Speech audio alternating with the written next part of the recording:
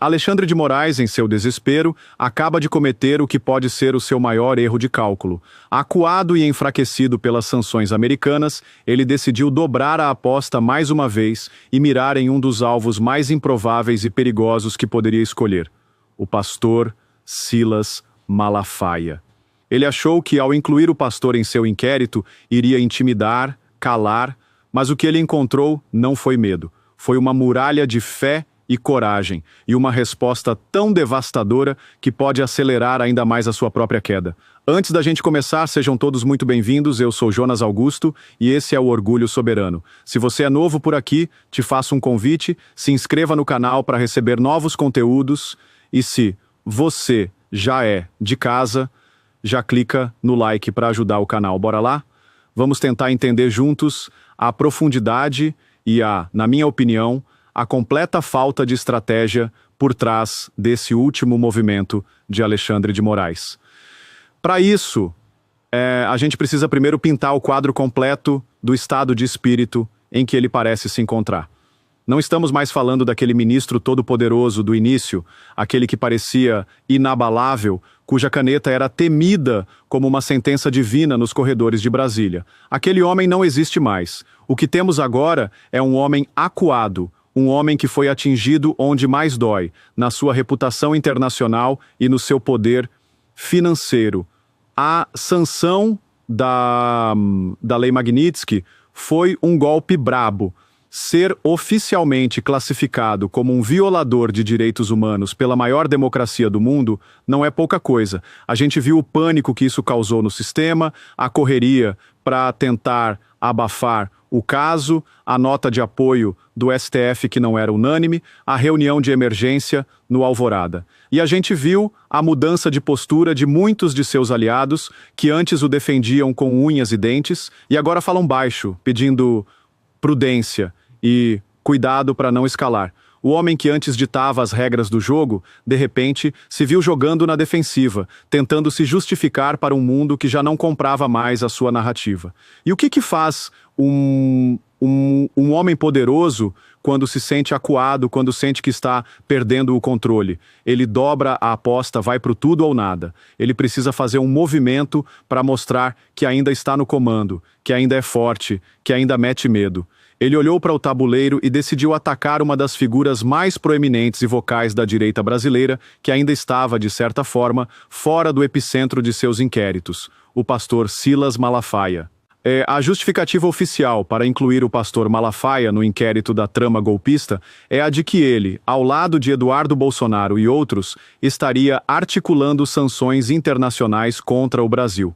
Ou seja, na lógica do ministro, defender o seu país de abusos internos, buscando o apoio de outras democracias, virou crime. É uma tese tão frágil que não se sustenta em pé. Mas o objetivo, a gente sabe, não era jurídico, era político. O objetivo era intimidar, era calar uma das vozes mais potentes e influentes do campo conservador e evangélico.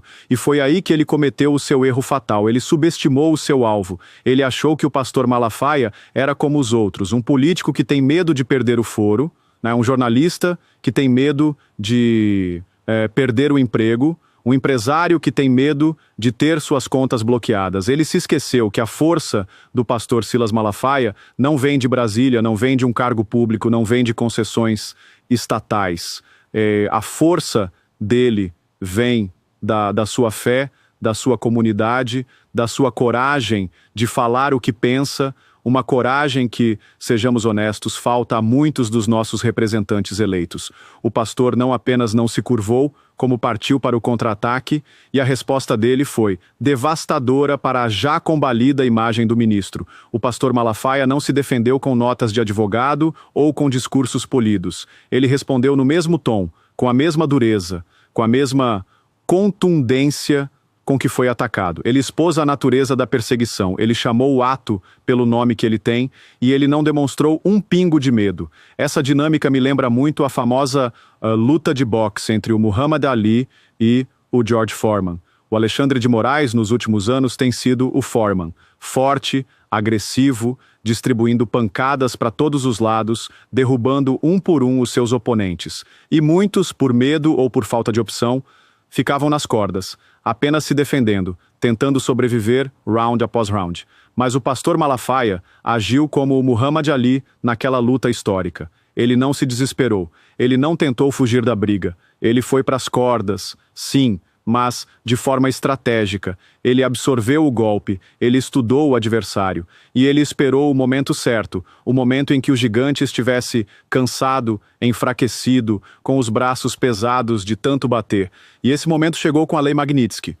A sanção americana foi o que cansou o gigante, foi o que tirou o fôlego do Foreman. E o pastor Malafaia, percebendo isso, saiu das cordas e partiu para o nocaute. A sua resposta firme, a sua recusa em se intimidar, foi o 8º assalto. Foi o momento em que ele mostrou para o Moraes e para o Brasil inteiro que o medo virou de lado, que a tática do terror não funciona mais com todo mundo. E ao fazer isso, ele não se defendeu apenas. Ele inspirou milhões de brasileiros. Ele ensinou, na prática, o caminho para derrotar a tirania. Não com violência, mas com coragem, com a verdade e sem recuar 1 milímetro. E por que eu digo que esse foi o erro fatal do Moraes? Por vários motivos. Primeiro, ao atacar o Malafaia, ele acabou de dar aos Estados Unidos e à União Europeia, que já estão de olho no Brasil, a prova definitiva que eles precisavam. Agora eles podem dizer, vejam, não é apenas uma perseguição a políticos de oposição. Ele está agora perseguindo um dos maiores líderes religiosos do país, um homem cuja única arma são suas palavras. Isso enfraquece ainda mais a posição do Brasil no cenário internacional e justifica a aplicação de sanções ainda mais duras. Segundo, ele uniu e energizou a base conservadora e evangélica de uma forma que talvez nenhuma eleição conseguiria. Ao atacar um pastor tão respeitado, ele não atacou um homem, ele atacou a fé de milhões. Ele transformou uma briga política em uma briga de valores, em uma briga pela liberdade religiosa. E essa é uma briga que a direita brasileira está mais do que disposta a comprar. Ele deu ao seu adversário a melhor bandeira, o melhor grito de guerra que eles poderiam querer. E terceiro, e talvez o mais importante, ele mostrou a sua própria fraqueza. A decisão de incluir o Malafaia no inquérito não foi um ato de um juiz seguro de si, que age com base na lei. Foi o ato de um homem desesperado, que está perdendo o controle da narrativa e que atira para todos os lados na esperança de acertar alguma coisa. Foi, como disse a Ana Paula Henkel, o momento em que ele piscou. Ele mostrou que está sentindo a pressão, que está com medo e que a sua única resposta para o medo é mais autoritarismo. Mas o autoritarismo, quando confrontado com a coragem, se revela pelo que ele realmente é, um tigre de papel. O que a gente está vendo agora é o começo de uma nova fase nessa luta pela liberdade no Brasil. A fase em que as pessoas estão perdendo o medo. A fase em que elas estão percebendo que o Deus do Supremo, na verdade, sangra. E a atitude do pastor Silas Malafaia, ela é o grande símbolo desse novo tempo. Ele mostrou o caminho. Ele mostrou que é possível, sim, responder no mesmo tom, que é preciso ser firme, que não se pode aceitar a intimidação. E essa lição, eu tenho certeza, vai ecoar por todo o país e inspirar muitos outros a também levantarem a sua voz. A queda do tirano, como a gente sabe pela história, começa no exato momento em que o povo deixa de ter medo dele. E esse momento, graças ao erro fatal de Alexandre de Moraes, parece que finalmente chegou. Essa história do pastor Malafaia e do Alexandre de Moraes é um verdadeiro divisor de águas. É a prova de que a coragem é contagiante e de que a tirania não é invencível.